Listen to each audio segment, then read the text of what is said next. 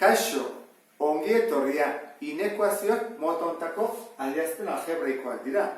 Dugu, ezkerrean adierazpen algebraiko bat, erdian ikur bat, mota hontakoa, handiagoa, txikiagoa, handiagoa edo berdin, txikiagoa edo berdin, eta eskubian beste adierazpen algebraiko bat.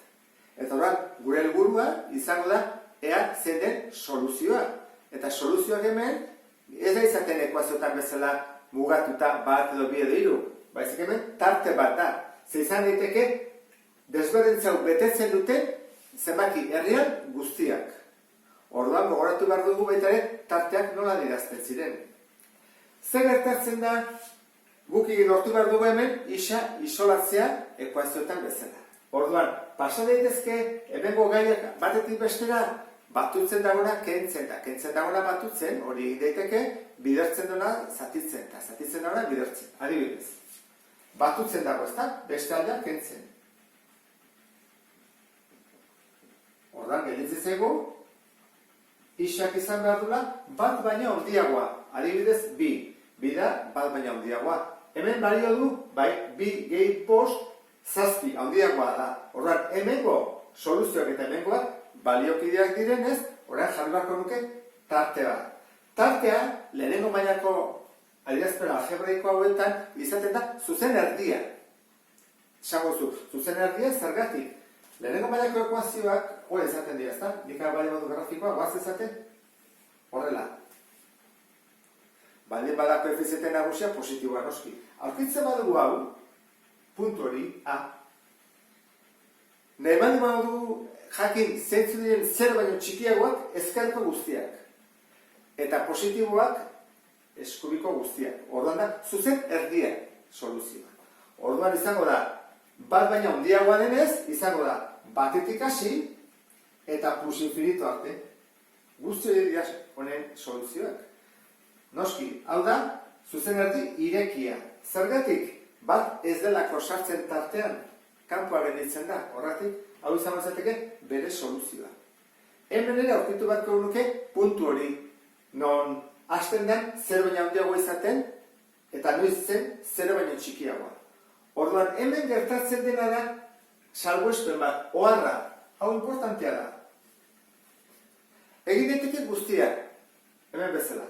Batutzen dagoena kentzen, kentzen dagoena batutzen, baina minusarekin bidertzean edo zatitzerakoan, ikur hau, desberdintzaren ikurra, zentzua aldatzen da. Orduan, hauera pasatzerakoan, geldituko izateke berez horrela da. Biak minusekin zatitzen ditugu. Joaten dira, isa gelditzen da, bi. Esan dugu ikur aldatzen dela. Guazen pisatzen, guk ez dugu ikur aldatzen. Konprobatzeko ondo egin dugun, isari emango dugu balio bat. Adibidez, 0. Minusei bider 0, 0. 0 minus amabi baino txikiagoa da, ez, handiagoa da. Eta hemen, 0, bi baino txikiagoa da, bai. Orduan, hemen ez du betetzen, eta hemen betetzen du. Zesan edu, gaizki jarri dugula. Orduan, egin behar da horrela. Uste, kontuz honekin, Horren, bai. 0, bi baino handiagoa da, ez. Orduan, hemen ez badu betetzen, hemen ere ez du bete behar. Zentzu aldatu behar da minusarekin egiterakoan. Soluzioa aurkitzeko beste bidea hau izango litzake. Kentzen dena batutzen pasa daiteke. Ez da zentzu aldatzen. Orduan, kentzen dena batutzen. Eta hau, kentzen dena batutzen. Horren bai. Bidertzen edena, zatitzen, positiboak pasa daitezke, arazori gabe. Uste duzu? Berdina da. Isak izan behar du, bi baina handiagoa edo berdina, hemen ere bai. Guk normalean hau erabiltzen dugu.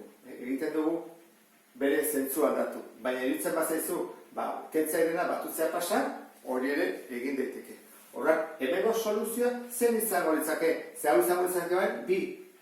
Izango litzake, esan dugun bezala, bi baina handiagoa edo berdina. Berdina, izango litzateke zuzen erdi itxia. Bi, bai delako tartekoa, soluzioa da. Usten duzu, ezta? Orain goitugu bi adibide. Inekuazio honek honela dio. 5 isa gehi bat izan behar dula isa gehi bederatzi baino txikiagoa. Goazen ikustea ze baliok betetzen duten desberdintzea. Zer egingo dugu? Isa dutenak ezkerretara eraman. Eta beste gaiak eskubitan. 9 eta hau batutzen dauna kentzen. Hau izango izateke lau isa, 8 positiboa da. Orduan pasa dezakegu zatitzen bere zentzua aldatu gabe. 8 zati da, 2. Horrek esan nahi du, soluzioa izango dela 2 baino txikiagoa, beraz zuzen erdi irekia. Jarri ezagun orduan, 2 baino txikiagoa, horra hasiko gara minus infinitotik. Erekia eta erekia. Hau izango izateke soluzioa. Minus infinitotik, 2. Lehenengo mailako inekuazioekin bukatzeko, hemen dugu azkeneko adibidea. Dugu hemen parentesi bat, eta hemen zatiki bat.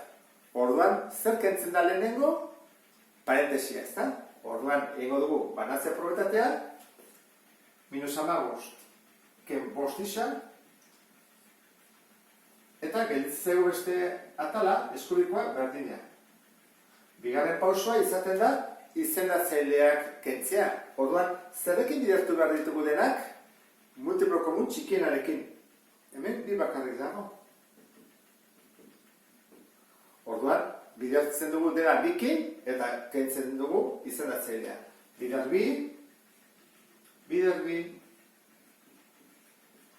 hauek ez dira bidertu behar, eta hau bai. Hora ez egin behar dugu, isak ezkerretara eraman, edo eskubitara. Eraman dugu ezkerretara. Orduan gelditzegu, minus 10 isa, ken isa, eta eskubiko aldean, bat gehi 2, eta hau kentzai dena batutzen. Gehi 30. Ezkerrean, minus 10 ken bat da minus 11,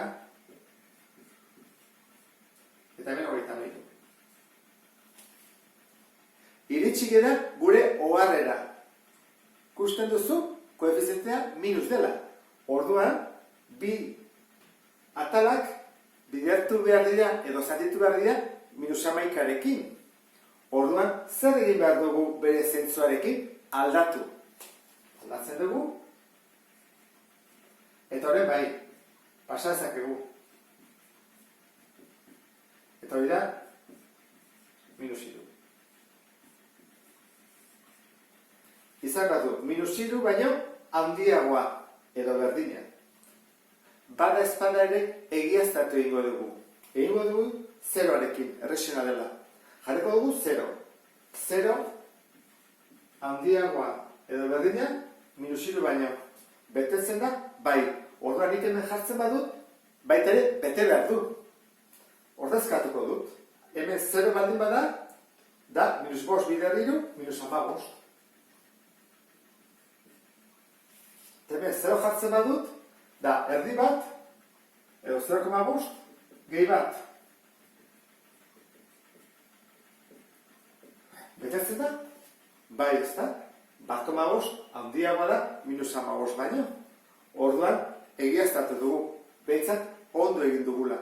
Gogoratu zaitez, beste bidea zein den. Hemeniko honea, egin zitekeen pase eskubitara, plus 11,